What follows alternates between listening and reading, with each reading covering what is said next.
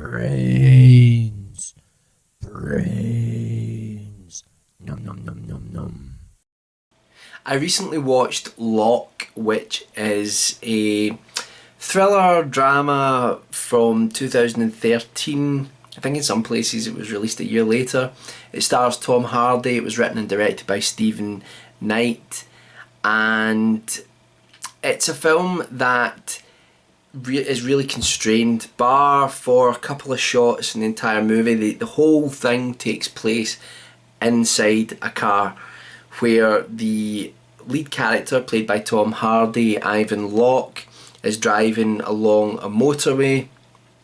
We find out very early on that he is supposed to be supervising some sort of concrete construction, which is the biggest pour of concrete for the foundation of a building that has been put in place in Europe. He's supposed to be overseeing this, but instead he's driving through the night in the opposite direction, and as the audience we find out that the reason for this is that he has made someone pregnant. These are mild spoilers, but it happens in like the first 10 minutes of the movie. So he's made someone pregnant and the baby's about to be born.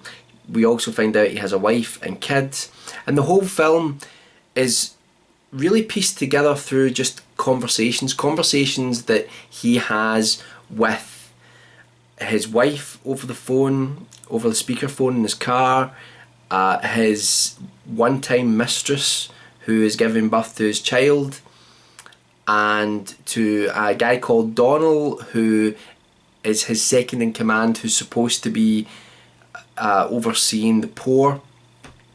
And as the film progresses, Ivan Locke really measures himself as a human being. It seems implied that he's always done the right thing. He comes from an abandoned background, as far as his father walked out on him, and he doesn't want to do the same thing for the child that's being born, even though in acknowledging that the child exists, it will probably ruin his family life as it is at the moment. And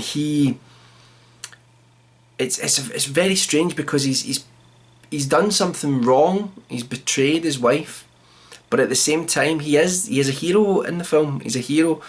He is trying to remain calm, trying to go through everything that's happened, supervising the port, dealing with his bosses, dealing with the hospital who are overseeing the birth of his child, and trying to put his one-time mistress at ease, and trying to make sure his marriage doesn't fall apart, and speaking to his kids on the phone, and he's dealing with all of these things at once.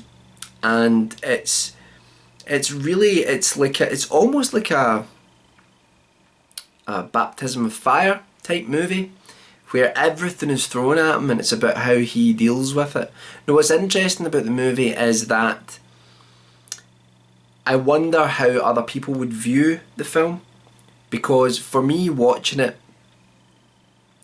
it became apparent quickly that although he had done something terrible, he'd cheated on his wife and fathered a child, that I really rooted for him. I really wanted him to succeed. I really wanted him to get through what was going on. And there's moments where he's looking in the rear view mirror, and all you see is it's this great shot, which is just the shot of the seats in the back of the car via the rear view mirror, and he's looking in that mirror and he's talking as if he's speaking to his dad. Even though he obviously didn't really have much of a relationship with his father, didn't really know him, but he's just constantly saying, I'm not going to be you, I'm not going to be you, I'm not going to run away, I'm not going to walk away. But it'd be interesting if someone who had been in that situation where they had been cheated on like that and their marriage had collapsed, would they watch this film and still perceive Locke as a hero of some kind? An anti-hero maybe, but a hero of some kind. I think I would find that interesting to hear. I could completely understand why some people might not want to view him that way. and might just look at the film as a drama and not really a baptism of fire, not really about being triumphant and facing down problems in your life. But I found it an incredibly uplifting movie. I really did. Excuse me. Ridiculously coloured mug. I thought it was really moving in a lot of places, and Tom Hardy's performance, there's moments in this film where he's crying, but it's all restrained. It's so believable. It's so believable that someone would react in this way. He speaks so calmly in everything that he's doing, really, apart from one scene. And yet he's fallen to pieces. He's just a man zooming down the motorway, trying to hold everything together as best he can, face down the mistakes that he's made, listen to his son, his teenage son on the phone, when neither of them are telling each other that they know the marriage between Locke and his son's mum is possibly over. The son knows that something's going on, but yet he whoever played that part, I'm not sure who played that part, but they play it brilliantly as well. It's a voice role, but you can tell that they're talking about football, and yet they're not really talking about football. They're just wanting everything to be okay and everything to go back to the way it was before, but maybe the chances are that it will never go back to the way it was before. It's brilliantly shot. I like that the director didn't feel that he had to do too much with the camera to try and make working in such a confined environment interesting. Yes, there are loads of cutaways to white stripes on tarmac flying past and street lights, and there are things to break up the constrained environment, but for the most part the camera's just centred on Tom Hardy, and it's such a brilliant performance. I was looking up, and I think it only made like $5 million in the box office, which still was like over twice what it cost to make, but it deserves a much bigger following, in my opinion.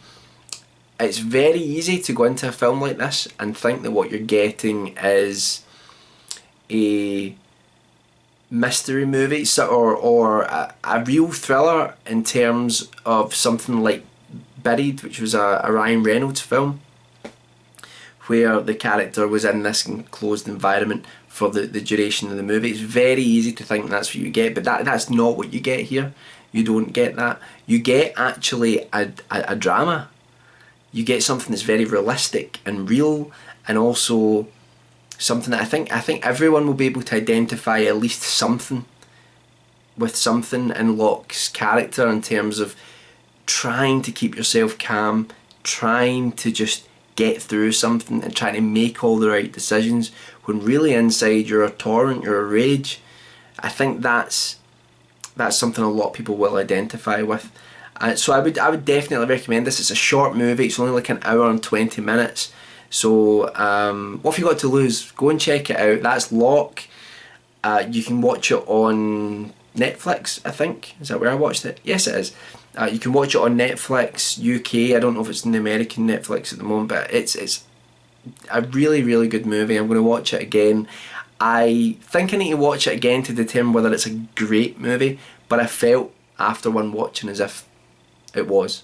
So go and check out Locke, and if you have any thoughts about it, if you've seen the film, please do let me know in the comment section below what you thought of it and what you think of Tom Hardy as a character, as an actor, because I was watching it with my fiance and we were talking about it, that the thing I really like about Tom Hardy is he always seems to just devote himself to a role, and he really immerses himself in it, and he can do a lot without doing a lot, if you know what I mean. He doesn't have to emote a lot in his face to really convey emotion, to really convey a thought that the character's having in their head. So anyway, So what do you think of Tom Hardy as an actor, and what do you think of Locke? And check the Facebook page below. And I'm rambling now, and I'm going to go and finish my tea, and I will see you in the next video. Bye for now.